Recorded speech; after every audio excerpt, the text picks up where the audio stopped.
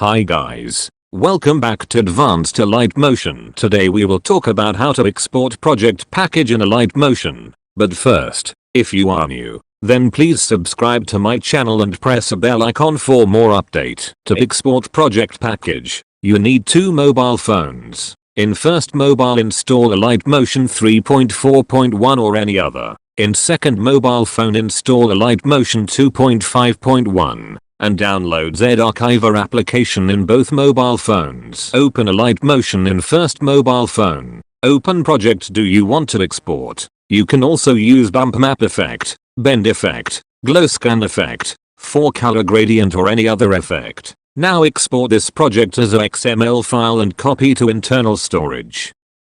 After that, open Z-Archive and create a new folder. Give any name to that folder. Copy all the media used in Alight Motion and paste to a folder that we created. Then select that folder and compress to 7Z. Share that zip file and XML file to second mobile phone.